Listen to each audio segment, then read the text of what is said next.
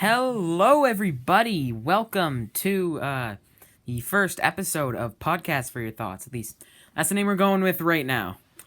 I don't know. This video might be titled that. Who knows? You guys are in the future, so yeah. I'm here with my brother. Hi, Rex Stout, Ultimate Dinosaur Gamer here. So I'm here with, of course, my brother, the Seal. Hello. And we're going to be talking about the Fortnite storyline. Yay! Yeah. So, it's gonna be interesting because we know that there's a whole overarching storyline for Chapter 1. Everyone knows that. That's mainly what we're gonna be going over. But there's not really been story in Chapter 2 so far. And that's kind of what we're going to go into. We're going to try to break down our ideas for kind of the hidden connection to the Chapter 1 story that we've kind of like noticed. In Chapter 2, Season 2. That had some pretty big connections to Chapter 1. But the rest of the seasons this chapter have really had their own storylines per season. There's been no overarching concept this entire chapter. Exactly. And also one thing I like to point out is back in like end of chapter 1, Season 8, Season 9, that kind of part of it, we came up with an idea for our own chapter. Well, we came up with an idea for our own Season 10 and Season 11. And it ended up sounding kind of similar to what actually happened for Season 10 and Season 11. We'll go over that towards the end of the podcast. We'll go predictions we've made for Fortnite that have actually come true. Yeah, we've actually somehow predicted a few things and also saw that. But we'll get to that. Like, we'll bring up each theory when we actually get to that part in the story. Yeah. So let's start from where the story for Fortnite actually started, because there wasn't really anything for Season 1, Season 2, or Season 3. Well, kind of for Season 3. Okay, well, kind of for Season 3. When the meteor appeared and But that all was really stuff. it. It was more just leading up to Season 4 story, and not really any big storyline itself. Yeah. So, let's get started then. Season 3, Season 4, around that area. The meteor had just struck Fortnite, and the visitor had escaped. This is where the Chapter 1 story actually began. With all the superhero stuff going on, it looked crazy, but then we actually find out that, through the loading screens, that it was only just a movie that was being created. And for that movie, there was a rocket in the villain's base on the map. But there was another story going on in the background. The story of the Visitor, who plays a much bigger role than anyone thought. Yes. So he goes, finds the rocket, and tinkers with it to get it actually working. Takes a bunch of the hop rocks from the meteor crash sites around the map and loads them into it to create a warp engine. Exactly. He then, for the live event of Season 4, launches that rocket. It goes around the map looking like it's going to crash into various locations, but it always rifts away at the end until the end of the event. It launches into the sky and creates the crack in the sky, the rift. Now, a lot of people at that point thought, because it shot up in the sky, looked like it was zooming in for Tilted, and then disappear right before it. So many people thought it was supposed to originally destroy Tilted, and then proceeded to malfunction, and then create the rift. But as we know from later in the storyline, it was supposed to teleport around in those rifts. The Visitor set this up as a test run, to test the capabilities and create rift energy and warp points all around the map. And in the end, the reason it was originally locked on the Tilted was because that, well, from what a theory I've heard at least, and what I think is true, is that wasn't a set piece. Maybe it started off as that, but when the Visitor took over, it wasn't a set piece, because the markings around it, the villain markings, weren't Omegas. They belonged to another skin. I believe it was Fate. So we think that maybe that necessarily wasn't a set piece for the villains.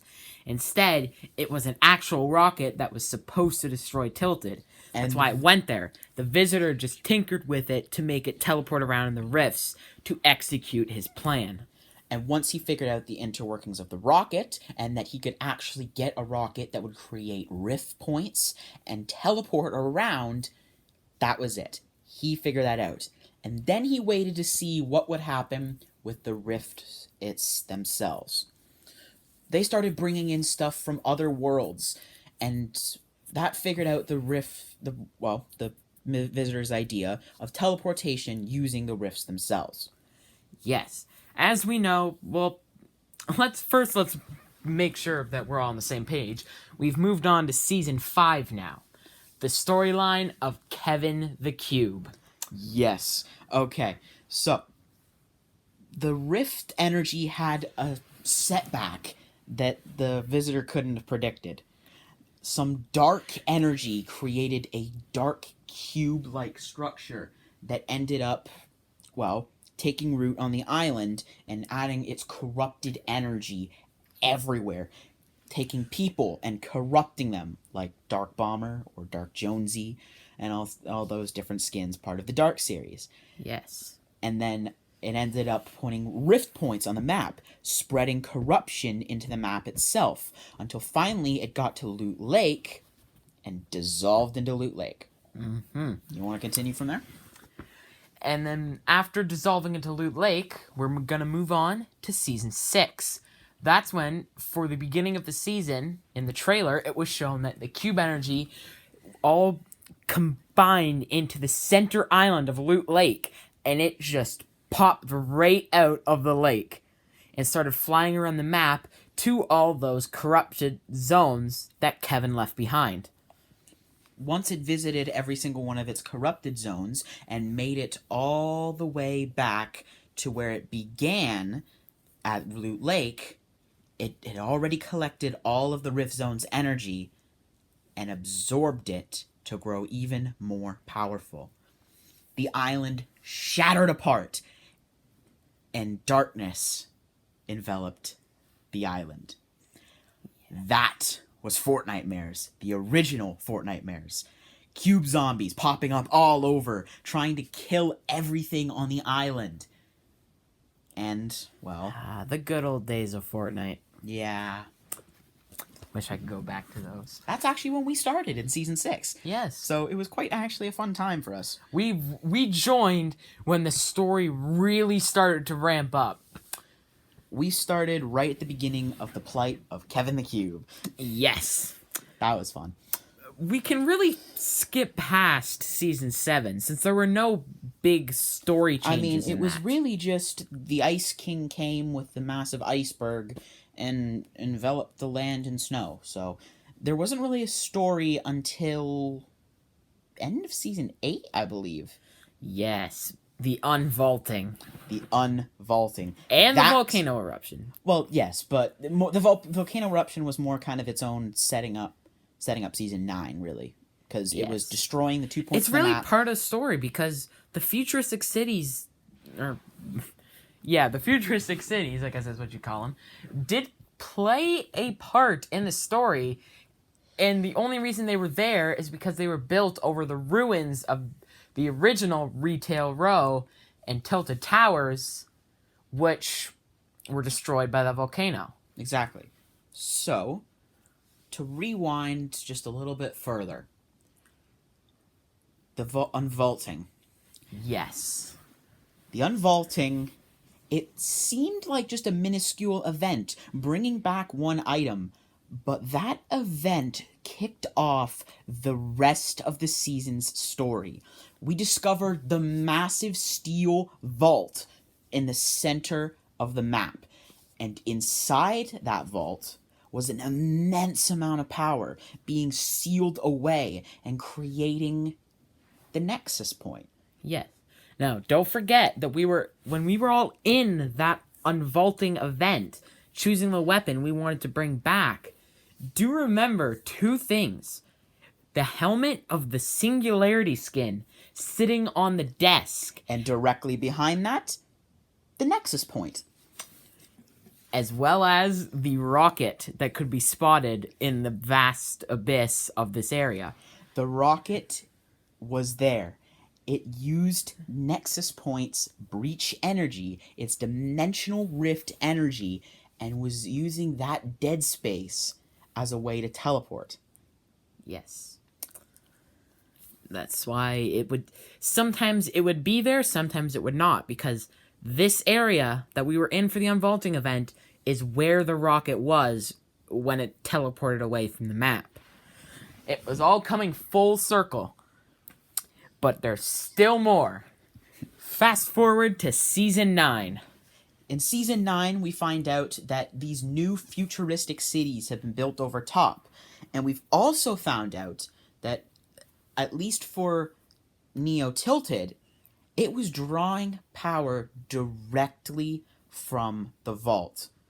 It was using the source of the vault. There was cables running from the vault all the way into Neo Tilted, which then proceeded to power the entire City. Exactly. Of Neo Tilted. Now, Yes. the storyline, that kind of started there, and then eventually we find out of something hidden. The volcano did set more into motion than just destroying those two cities. One of its blasts, remember, hit the iceberg, which cracked open the mountain enough for something to escape. I can't even remember the name of that mountain. Polar Peak. Polar Peak, yes. It's been a while. I don't remember a lot of locations. I can remember Happy Hamlet, and that's the only ice location I can remember until now. Good old days of Chapter 1. Anyways, Frosty Flights, I think it was the other one. Frosty Flights, yes, that was the airfield. Anyways, that thing in Polar Peak was the monster from Season 9's live event, Monster vs. Mech. Once the people of the Fortnite map, their government, so to say, found out about this massive monster, they needed a way to combat it. So they started work on a massive mech in the power plant, which took over the volcano. Since the volcano was mainly destroyed after the eruption. This kind of became something like a Pacific Rim kind of thing, mech versus monster. I was really getting those vibes from the entire live event. Yeah. And it started off in the coolest way possible. The robot firing missiles at the monster using that super powerful green energy laser trying to destroy the monster. And then just when it looked like the robot was severely beaten, one of its arms was severely, came off, and the jetpack on its back was damaged. It looked like it was about to die. And it did something that no one expected. It slammed into the vault and pulled out the 0 point. It then absorbed an amazing amount of energy and then used that to defeat the monster, along with the sword hidden in Neo Tilted. The Statue of Singularity was a sword. Based on that and a loading screen, we could infer the pilot of the mech was indeed Singularity. And then she shot off into space After defeating the monster by stabbing the sword through its eyeball. But I'm going to bring up something I noticed a little bit later. We'll get back to Singularity zipping off into space to go do whatever she wants. Rewind it back just a little bit to, the beginning of Season X. The 0 point's energy had slowly become unstable from being not contained in the vault, and then it exploded. Now, this was the interesting part, though. So many people weren't quite sure what was going on, but I think I've cracked it. It froze time. Because when the energy bubble, stuff was caught in the air like it had been frozen in place. The shockwave had went to send it flying and then froze. Because it seemed like everything on the map, some of the little stuff was changing and all that, but it didn't seem like too much was going on outside. So I think that time was actually frozen, and we were stuck in frozen time. Because if you do remember, over by Dusty Depot, the meteor was stuck in the sky, frozen in time. Though the visitor had still gotten out. Exactly. The visitor, with this frozen / rewinded time, and his original experiment figured it was time to do something. Now, their original clips, which I'll put on some point in this probably, were like little audio clips of him talking about a few different things. And one of the things he puts up is, well, the 0 point, but he puts up, we need to finally break the loop. He mentions the loop and how to get in, and how the fact that he's setting these recordings for when he's inside the loop. And he mentions, once I get in there, will I be just as muted or anything? And we were trying to figure out, for so long, we thought that he was setting up this rocket from inside the loop, and he was trying to get out. But after some of the events, which we'll get to in a little bit, we don't think that he was actually in the loop. We think that he was setting up for the loop. To get in the loop. And that we now know is Chapter 2. Chapter 2 is the loop that he's set up. And in order to create that loop, he needed to basically restart the world. Exactly. And to do that, he used his original experiment of the rockets creating warp points and built multiple different versions of them that proceeded to drag the meteor through and destroy the Nexus, unfreezing time and resetting the entire map. Once Chapter 2 starts, we're in the loop. We didn't really know from the whole ego versus alter. What really kicked off in a little bit of story that was really, really important was the event for Chapter 2, Season 2. The Doomsday Device. This event was basically Midas had created a device to combat the storm, as far as we know. But during that event, we also realized something. We were in the loop. Midas was an agent sent by the same thing that the Visitor is a part of, into the loop to try and combat it. And this is something that I literally just thought of on the spot. Midas is one of the Visitors. Yes. His psycho armor. Yes, that brings us back to something that we hadn't even mentioned yet. We completely forgot about it. The Seven, an unsolved mystery to this day. We have so far gotten 3 members. The Visitor, the Scientist, and one more that I cannot remember the name of. The female version, basically. Yes. Now, there's 2 skins, technically 3, that we've seen so far that we have some people believe are part of the 7 based on evidence, but aren't actually part of it. Midas / Cyclo, and what's his name? Oppressor? Oppressor. I've always thought Oppressor is supposed to be one of the 7, but he's not actually in their set, so that's not confirmed. He does have the same design as them, though. That's what leads me to believe it. But the 7 is still not been solved in such a long time. And I feel like we only have 3 confirmed members so far. And all of them kind of set some crazy dimensional play into work. And we think that Midas originally found the original stuff, because even though the major part and the big spectacle of the event was them destroying the storm and then the flood becoming a thing, ignore that. The part that was the interesting was us going in that little first person in Jonesy's office and listening to him talk. He mentions something about what's going on inside the loop, and the fact that it's no longer just a storm, but really we're able to talk to him. But then when he gets there, he says, "Wait, you can hear me? What are you doing here?" Like, almost like he's not expecting us to be outside the loop. Then, towards the end of the event, something very interesting happens. He's talking to us, and you can hear his... He says, "Can you hear me?" And then as it's later, you can hear it's like an echo, and it slowly gets more garbled until like the henchmen and boss voices. Which sounds like complete gibberish. And that comes back to something the visitor said in one of his recordings. When I'm inside, will I be just as muted as everybody else? This is confirmed in the Chapter 2, Season 4 Nexus War trailer.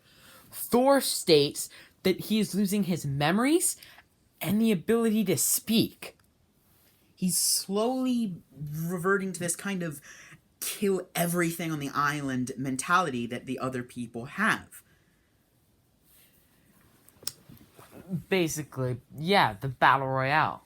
We're inside the loop created by the Nexus Point, and it's having a strange effect on anyone inside. Now, just going to flash back to Chapter 2, Season 2, the trailer for it. If you remember, the part where Bushranger, standing in front of the tree, gets the call and walks away. There's many symbols on the tree behind them. Including some for Deadpool, but that's... But if you look, one of them is, I believe, what did it look like? There was a circle with 3, carve-outs of people, and then 4 carve-outs of question marks, resembling the 7, which means that we're not done with them yet. Oh no, we are just getting started. I'm thinking that starting next season, as of this moment, Chapter 2, Season 5, we're really going to start to go back to the story of the loop and what we're doing in it and what's the whole mission here. And we really think that this is where it's going to start, because Season 3 didn't really have too much of a story, but Season 4 brings up this weird dimensional energy that's going on, and the fact that it's sapping people of their ability to speak and everything. And also the fact that, again, this brings up a neat trick. The name of the season, Nexus War. Nexus. That's what the weird orb inside Loot Lake's vault was called. The Nexus. So, what is going on? Are we going back to the Nexus? When Galactus shows up, he's trying to find this energy source. That's why, if in the original comic, that's why he was drawn here to this world in the first place. He sensed an infinite and insane amount of power, and he wants to feed on it. Exactly. So, has he discovered this own version's world of the 0 point hidden somewhere? Does he want to feast on the 0 point energy from the loop? This is going to get quite interesting. Yes, it will. We have not even begun to get started on Chapter 2's take on the main Fortnite storyline. And I do kind of feel like they were trying to bring back what was classic. Like, they tried to keep a little bit of a story to the chapters, but if you remember, Chapter 1 didn't start to get a story until Season 4. And by the looks of it, we're starting to get a story now that we're in Chapter 2, Season 4. So perhaps they're going to start to get more story-based for the rest of this chapter. I hope. I'm really looking forward to getting back to the story of the Loop and the 7. But here, one more thing I'd just like to point out, and this was something I brought up back earlier. Singularity. She shot off into space to who knows where. Now, there was pretty much no story for Season 3, but there was a small amount. We found a little spaceship hidden in Coral Castle that you could repair, and one of their astronauts would hop in and shoot off into space. Not Coral Castle. It was up at the north of the map, just above Craggy. Right, no. Just above Craggy Cliffs. But, again, still. And, around the map, you would find parts of the ship, bring them back, and then the astronaut that we now know as Dio would launch off. But to where? And where did he come from? That's my idea, is Singularity, when she shot off, has her own little colony or something. Or she's out there exploring space, and Dio is someone who worked with her. Same with Sophia. I think that was her name, right? Soriana? I can't remember her name. The one from the Battle Pass, basically. Chapter 2, Season 3 Both of them were astronauts who worked with Singularity that popped back to this new Nexus point. Or perhaps that... I just thought of this. The Nexus is kind of... It's on the same planet, but kind of not. Maybe when Singularity shot off into space, she went to this world. That's the new Rift. But something else... This was something barely anyone noticed. An event that wasn't supposed to be story, that had skins part of it, that kind of added a little bit to the mystery. The Travis Scott concert. Yes. If you remember, some of you may know, some of you may not. Two things. One, in the part of the Travis Scott concert where you're just blasting over the water, islands all around you while the music plays, if you look down at the bottom left, you will actually be able to find the Chapter 1 island along those. You actually fly over the Chapter 1 island. And the Astro Jack skin on it, with its sicko mode style, has 2 islands circling his head. One's the Chapter 2 map. One's the Chapter 1 map. All on this one kind of little planet that is his head. So are we... Could this be hinting that they're actually both on the same planet? Or is this just Fortnite paying homage to the Chapter 1 map? Either way, it's kind of interesting detail. Yes, indeed. Do you think we should talk about our theories and what we've gotten right now? Hold that up right now. Because we really accidentally, completely 100% Got some things right. We completely predicted Yes. all of this. What have we got? The Ghostbusters crossover? Some Battle Pass and season stories? It's very interesting. Very interesting indeed. Allow me to find the document real quick, and I'll read out some of our ideas that we had, and it really begins to... Here's our idea for Season 10. This was our idea for Season 10. And keep in mind, we did this at the beginning of Season 8. The idea of, like, a kind of...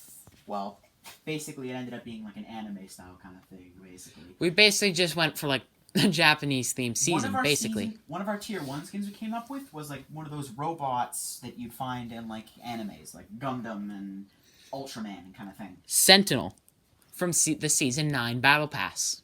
Another one we picked up, Kimono Mini, which was a Catgirl skin. And what about Vix that showed up in Chapter 2? Yes, a little, yeah. Kind of. Some of the other stuff... Meowscles. Close. There's one we came up with, Gushu, a futuristic Japanese-type soldier, like those kind of futuristic armor ones. And, well, wasn't the idea we pretty much had ended up exactly what Brute Gunner ended up looking like? Those kind of ideas? Yeah, the Brute ones. The Brute skins. And another one we came up with, and our idea, and it ended up... Our idea was for Pleasant Park to be replaced with Neon Nation, a futuristic, bright neon-type city. Neo-tilted. And keep in mind, we came up with this idea back in Chapter 1, Season 8. Yes.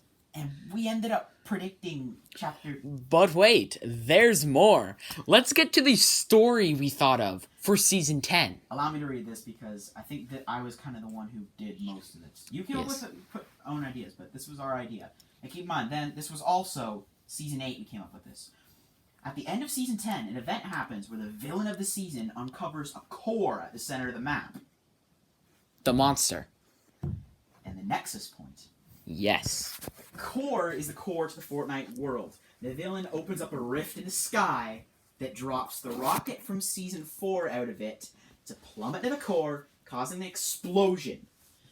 Do remember, the Visitor in Season X used the rocket to help with the meteor hitting the Nexus point and blowing it.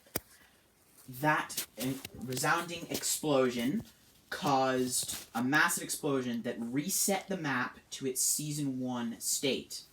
Or, so now we have Season 1, or Season 11. Which ended up being what their chapter season. Chapter 2, Season 1, Exactly. aka Season 11. And then we basically went up saying that, like, stuff from, like, the original... Returning skins and unlockables Which... is kind of like their plays on original skins that they had in Season X. Mm-hmm. The 55 Challenges skin would have been the hero from the Season 10 that failed to stop the villain and now has no powers, but remembers the other timeline. He digs up the core and fixes it, bringing the timeline and bringing everyone back to just before the Nexus or whatever, our core would have been destroyed, and stops the rocket from destroying it. Then he would have proceeded to go on this massive tour across the map as the villain and the hero fought. The monster versus mech battle. And we ended up getting pretty close to exactly kind of what happened over the course of the next few seasons.